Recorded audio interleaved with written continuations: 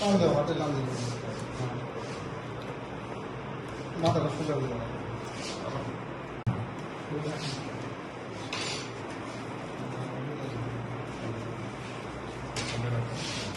টানটা রেখে দিতেছ আর না ঢাকা টান লাগবে